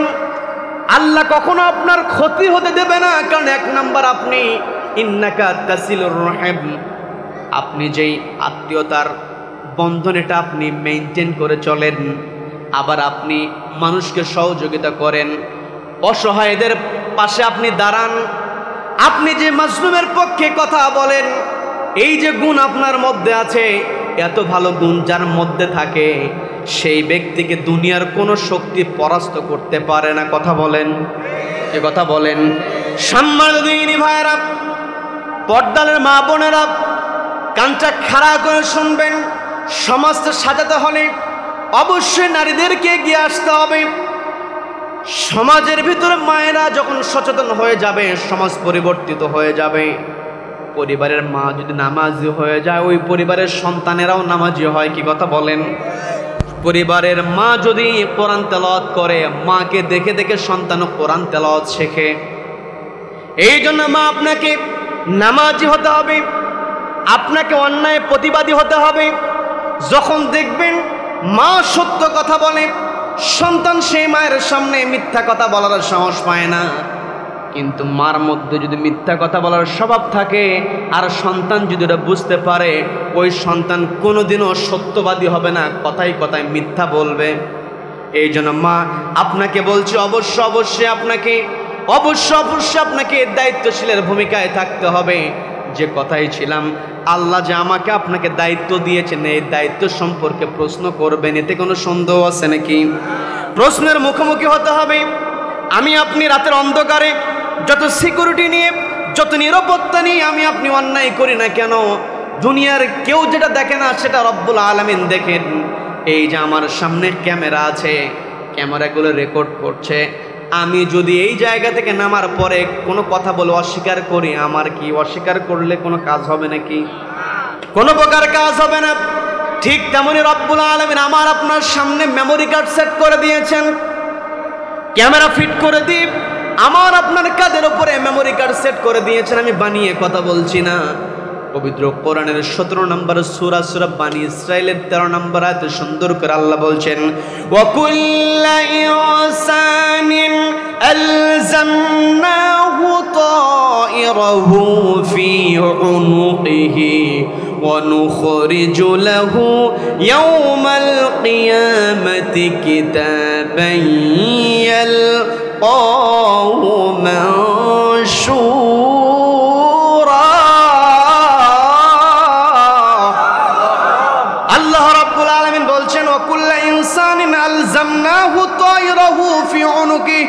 প্রত্যেকটা মানুষের ক্ষেত্রে ফি উনুকিহি, তার কাদের মধ্যে আলজামনাহু তায়রাহু, তার আমল নামা অর্থাৎ মেমোরি কার্ড আমি সেট করে দিয়েছি। ওয়া নুখরিজু লাহু, এটাকে খারিজ করা হবে, বের করা হবে। জমি জমা যারা ক্রয় বিক্রয় করেছেন, জমির হিসাব যারা বোঝেন, তাদের কমন একটা বিষয় আছে, ওই জমি যে কিনেছো খারিজ কার নামে বলে কি বলে না? তার মানে এই খুরুজুন থেকে এসেছে খারিজ। আল্লাহ বললেন অনুখরিজু, আমি বের করব। এই যে ক্যামেরা রেকর্ড করছে, এই ক্যামেরার পাশে কিন্তু মেমোরি কার্ড আছে। ওই ভিডিও দেখতে হলে ওই মেমোরি কার্ড কিন্তু ক্যামেরার মধ্যে থেকে খারিজ করতে হয়। কি কথা বলেন? কিয়ামতের কঠিন ময়দানে আল্লাহ রাব্বুল আলামিন আমার আপনার কাঁধের উপরে যে মেমোরি কার্ড সেট করা আছে এটা বের করবেন। বের করে কে কোথায় কোন কাজ করেছে প্রত্যেকটা কাজের চুলচেরা বিশ্লেষণ রব্বুল আলামিন করবেন। ওই দিন মানুষ যত ক্ষুদ্র কাজ করুক না কেন, ফামান ইয়ামাল মিসকালা যাররাতিন খায়রান ইয়ারা ওয়া মান ইয়ামাল মিসকালা যাররাতিন শাররান ইয়ারা, একেবারে অনুপরিমাণ অন্যায় কাজ করলেও সেটা দেখতে পাবে। কথা বলেন ঠিক কিনা? সব কিছু আল্লাহ দেখবেন। এই জবাবদিহিতা যদি আমি আপনি আপনার অন্তরের মধ্যে তৈরি করতে পারি, তবে এই পৃথিবীতে শান্তি আনতে পারবো। যারা দায়িত্বে বসবেন তাদের ভিতরে যদি জবাবদিহিতা থাকে, তারা কখনো অন্যায় করতে পারে না। কি কথা বলেন? ইসলামের পঞ্চম খলিফা হিসেবে যিনি পরিচিতি লাভ করেছেন, ওমর ইবনে আব্দুল আজিজ রাহিমাহুল্লাহ, তিনি একবার জেলখানার কর্মচারীদেরকে নিয়ে একটা মিটিং করছেন। জেলখানার কর্মচারীদেরকে নিয়ে রাতের বেলা মিটিং করছেন। রাতের বেলা মিটিং করার জন্য বড় একটা বাতি জ্বালানো হয়েছে, কুপি জ্বালানো হয়েছে। তৎকালীন সময়তে এরকম লাইট ছিল না, ইলেকট্রিসিটি ছিল না। হতো বড় বাতি নিয়ে তিনি মাঝখানে সেট করা, তিনি বসে আছেন। পাশে থেকে জেলখানার কর্মচারীরা তার সঙ্গে কথা বলছে, কারণ দেশ পরিচালনার জন্য জেলখানার দরকার আছে না নাই? এই জেলখানার মধ্যে থাকবে খারাপ মানুষেরা। জেলখানায় যখন খারাপ মানুষেরা থাকে, তখন বুঝতে হবে দেশের মধ্যে শান্তি আছে। আর যখন জেলখানার মধ্যে ভালো মানুষেরা থাকবে, তখন বুঝতে হবে বাহিরে জালেম চেয়ারে বসে আছে। কথা বলেন ঠিক কিনা? আমরা দেখেছি নিজের বাড়িতে ঘুমাতে পারে নাই, জীবনে কারোর সঙ্গে ঠকবাজি করে নাই, চিটারি করে নাই, কাউকে ঠকায় নাই। ওই পুলিশ ভালো করেই জানে যাকে গ্রেফতার করছি সে কখনো অন্যায় করতে পারে না, শয়তানও বিশ্বাস করে না।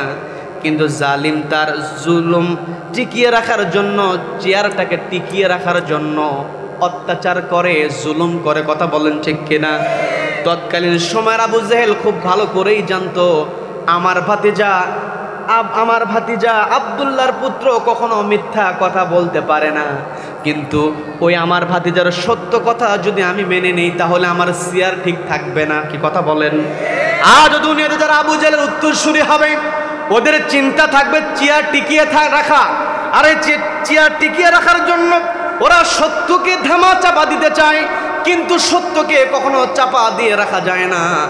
ওই রাতের বেলা যখন চাঁদ দেখা যায়, ওই চাঁদের সামনে যখন ওই মেঘ উঠতে থাকে, কিছুটা সময়ের জন্য চাঁদের আলো দেখা যায় না, কিন্তু একটা পর্যায়ে ওই মেঘ কিন্তু সরে যায়, চাঁদের আলো আবার চলে আসে। কথা বলেন ঠিক কিনা?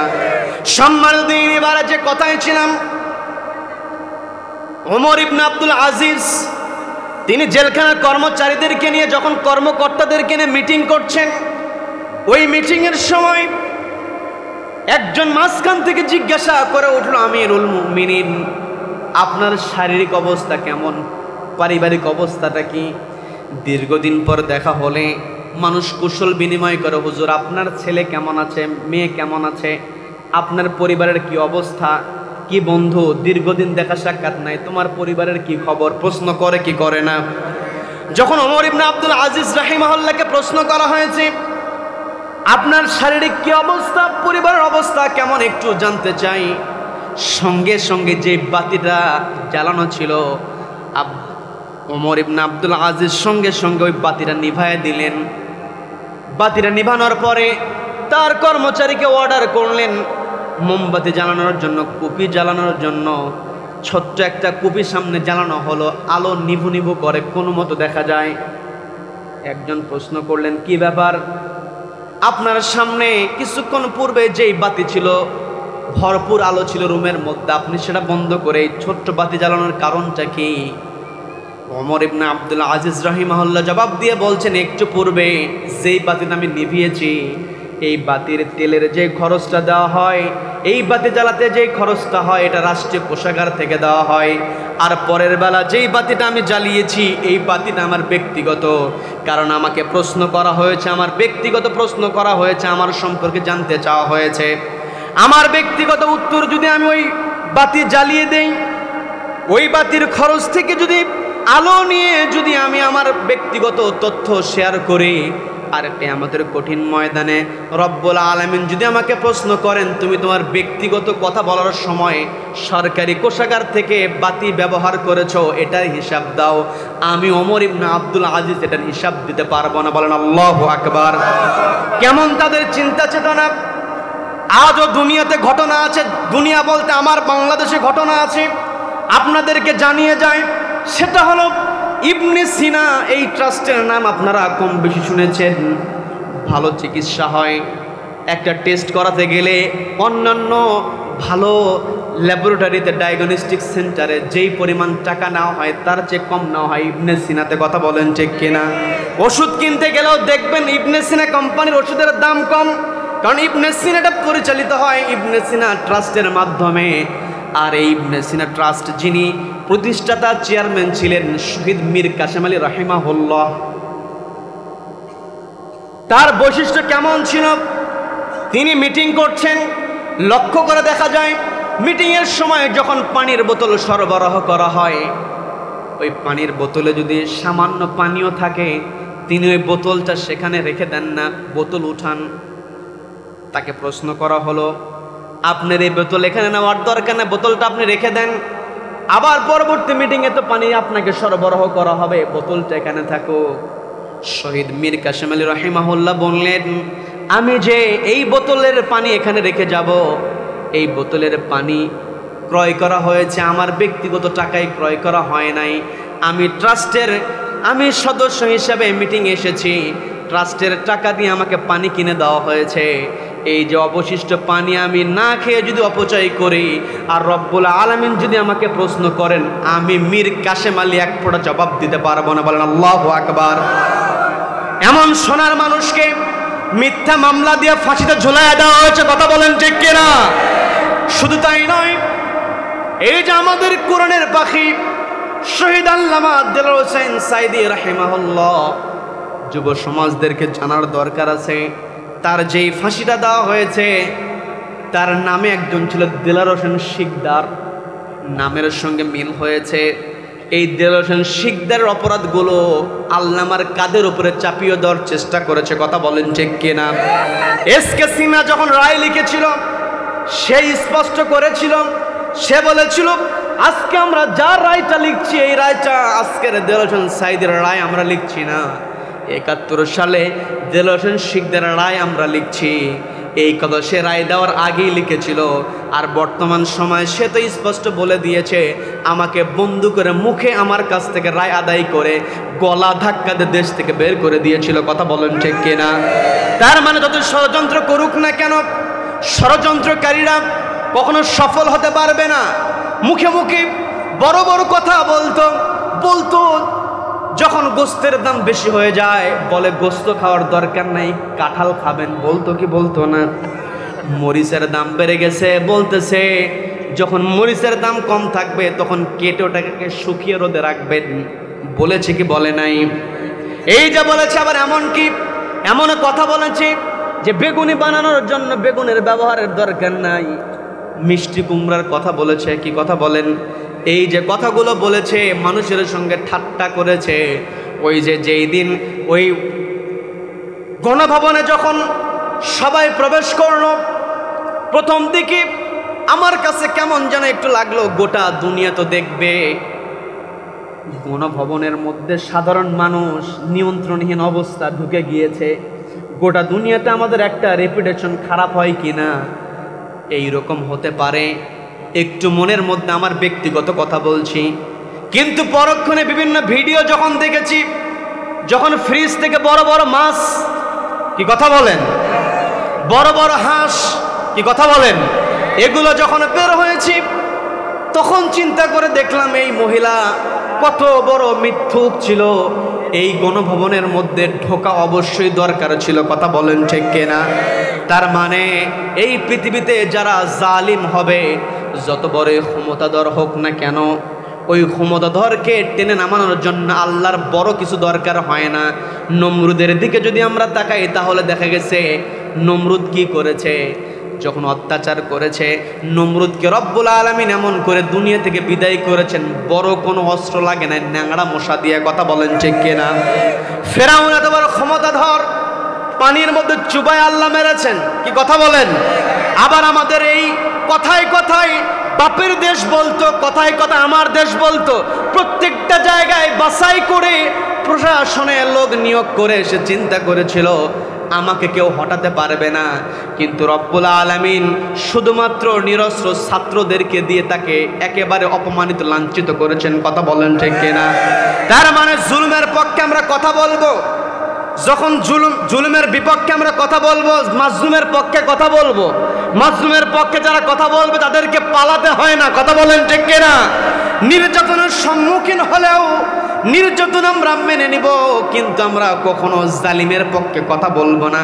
যদিও তুমিনুনা বিল্লাহ, আমরা ঈমান আনি কার উপরে? আল্লাহ বললেন তা'মুরুনা বিল মা'রুফ ওয়া তানহাউনা আনিল মুনকার ওয়া তুমিনুনা বিল্লাহ। তোমরা যদি আল্লাহর প্রতি ঈমান আনো, অর্থাৎ তোমাদেরকে আমি অর্ডার দিচ্ছি আমার প্রতি ঈমান আনবে, আর আমার প্রতি ঈমান আনার পরে তোমাদের দায়িত্ব হবে সমাজের মতো সৎ প্রতিষ্ঠা করবে। আল্লাহ রাব্বুল আলামিন আমাদেরকে অর্ডার দিলেন তা'মুরুনা বিল মা'রুফ।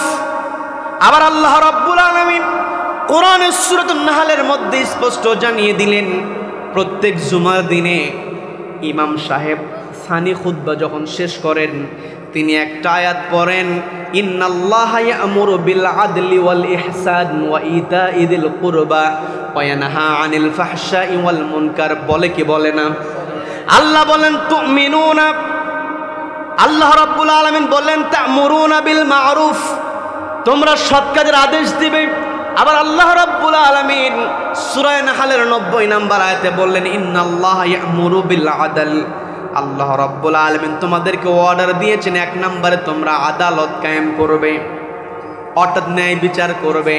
আমাদের দেশে বিচারালয়ের নামটা দেওয়া হয়েছে আদালত, সেখানে বলা হয়েছে আদালত বলা হয়েছে, কিন্তু আদালতের মধ্যে ন্যায় বিচার খুঁজেই পাওয়া যায় না, কথা বলেন, কি কথা বলেন? আমার দেশে যদি আমি আপনি ন্যায় বিচার প্রতিষ্ঠা করতে চাই একটি কিতাবের সঙ্গে সম্পর্ক রাখতে হবে। সেই কিতাবের নাম কি? সম্মানদিনী ভাইরা, আদালত কায়েম করতে হবে।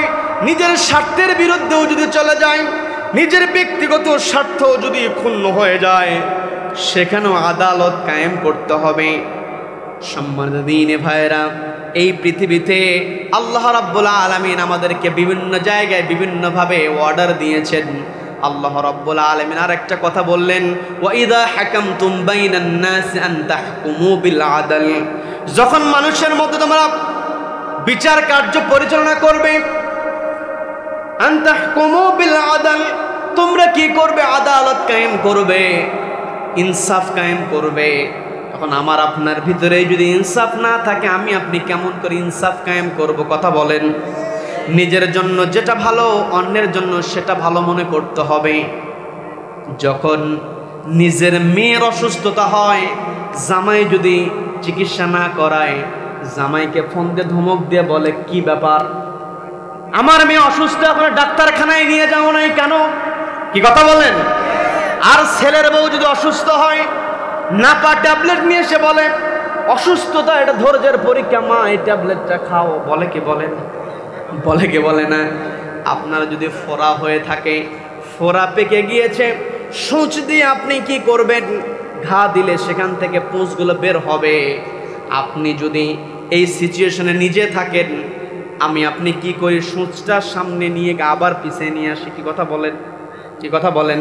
কিন্তু আমার আপনার সামনে কেউ যদি ফোড়া গালানোর জন্য কাঁটা কিংবা সূচ নিয়ে যায়, আমি আপনি সঙ্গে সঙ্গে বলি, মারো একটা গুতা। বলি কি বলি না? বলি কি বলি না? নিজের বেলা কি করি? সূচ যদি, কাঁটা যদি 3 বার নিয়ে যায়, 9 বার পিছনে নিয়ে আসে। কি কথা বলেন? কিন্তু অন্যের বেলায় বলে, আরে সাহস নাই, আরে জোর করে দিয়ে দে। বলে কি বলে না? তার মানে নিজের বেলায় টনটনা, নিজের বেলায় টনটনা হওয়া যাবে না। নিজের বেলা নবীজি নিজের দিকে কখনো তাকান নাই। কথা বলেন ঠিক কিনা? সম্মানিত দিনী ভাইয়েরা, আদালত কায়েম কেমন করে? নবীজির সাহাবী ওমর রাদিয়াল্লাহু তাআলা আনহু খেলাফতের আসনে বসেছেন, তিনি রাষ্ট্র পরিচালনা করেন। রাতের বেলা ঘুমাতে যাবেন, পিঠটা বিছানায় লাগান, চোখে আর ঘুম আসে না। দায়িত্ব, আলা কুল্লুকুম রাঈন ওয়া কুল্লুকুম মাসউলুন আন রাইয়াতিহি। এই হাদিসের ব্যাখ্যায় যেটা এসেছে, হযরত ওমর রাদিয়াল্লাহু তাআলা আনহু এই হাদিসের দিকে তাকিয়ে, আল আমিরু রাঈন আলান নাস, এই হাদিসের ব্যাখ্যায় হযরত ওমর রাদিয়াল্লাহু তাআলা রাতের বেলা ঘুমাতে পারেন নাই, কারণ আলান নাস, মানুষের উপর তাকে দায়িত্বশীল বানিয়ে দেওয়া হয়েছে। ওমর রাদিয়াল্লাহু তাআলা রাতে রাতে জনপদে ঘুরে খবর নিয়েছেন। আমি সেই ঘটনার দিকে যাব না। ওই ওমর রাদিয়াল্লাহু তাআলা মাঠের মধ্যে দিয়ে যাচ্ছিলেন। মাঠের মধ্যে দিয়ে যখন যাচ্ছিলেন, তিনি লক্ষ্য করলেন মাঠের মধ্যে অনেকগুলো উট ছেড়ে দেওয়া। অপেক্ষাকৃত একটা উটকে তিনি মোটা তাজা দেখলেন।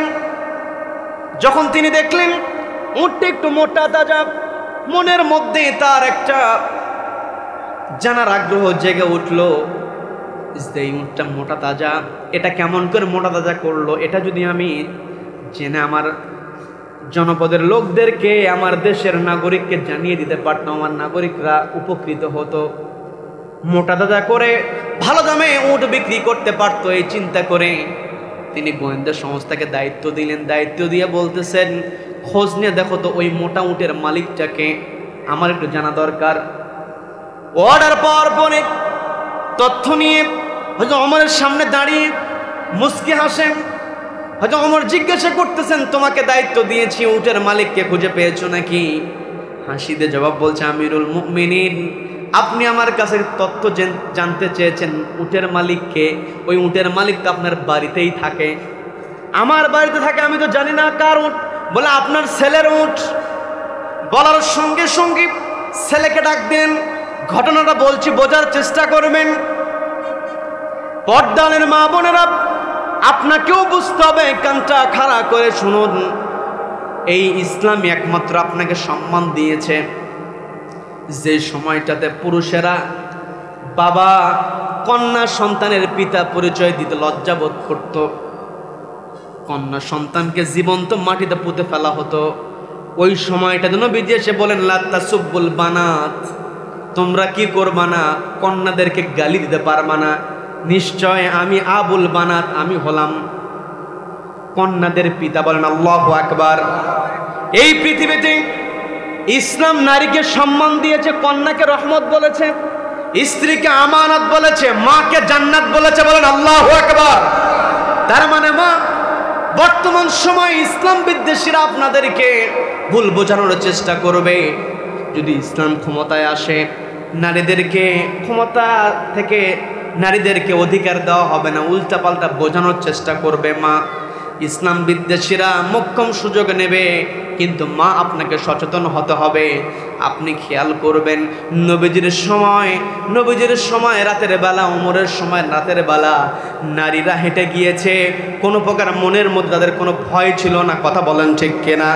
তার মানে ইসলাম যদি চলে আসে, নারীদের সর্বোচ্চ সম্মান দেওয়া হবে। কি কথা বলেন?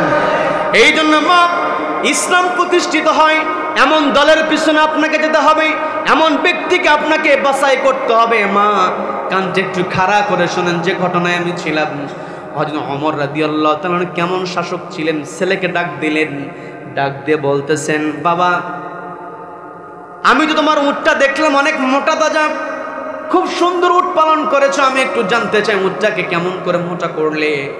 অন্যান্য উটের চাইতে তোমার উট পালনের ক্ষেত্রে কোন স্পেশাল বৈশিষ্ট্য আছে, এটা একটু আমাকে জানাও। জবাব দিয়ে বলতেছে, না, আমি তো তেমন কোনো পরিচর্যা করি না। সকালবেলা মাঠে ছেড়ে দেই, আবার বিকেলবেলা সন্ধ্যা হলে ঘরের মধ্যে উঠাই। আমি তো এক্সট্রা কোনো তার পরিচর্যা করি না। এই জবাব দেওয়ার পরে হযরত ওমর রাদিয়াল্লাহু তাআলা তিনি স্যাটিসফাইড হলেন না। আবার তিনি জানা, আমার ছেলে তো মিথ্যা কথা বলে না। সরাসরি আর তিনি কোনো কথা বললেন না। আরো সক্রিয় গোয়েন্দা সংস্থাকে ডাক দিয়ে বলতেছেন, আমার ছেলের কাছ থেকে জবাব পেয়েছি। আমার ছেলে বলেছে এক্সট্রা কোনো যত্ন নেয় না, কিন্তু আমার তো কেন যেন মনে হচ্ছে না জানি এর মধ্যে কোনো কারণ আছে। এই তথ্য তোমাকে বের করে নিয়ে আসতে হবে। দেখো তো কেমন করে মোটা হয়। বলবো না শেষ করে দেব? শেষ করব? সম্মানিত দিনী ভাইরা, যখন গোয়েন্দা সংস্থাকে আবার দায়িত্ব দেওয়া হলো, গোয়েন্দা সংস্থা চুলচেরা বিশ্লেষণ করে তথ্য নিয়ে হযরত ওমরের সামনে হাজির হয়েছেন। হযরত ওমর রাদিয়াল্লাহু তাআলা আনহু বলছেন, কি তথ্য নিয়ে হাজির হয়েছ? জবাব দেওয়া হলো, আপনার পুত্রের উট, অর্থাৎ খলিফার পুত্রের উট। এটা সবাই জানে। ওই মাঠে যেই সমস্ত রাখালেরা থাকে তারা জানে তো এটা খলিফার পুত্রের উট, যার কারণে যেই জায়গাতে ঘাস বেশি ওই জায়গাতে খলিফার পুত্রের উটটাকে খাইতে সহজ করে দেওয়া হয়, সুযোগ দেওয়া হয়।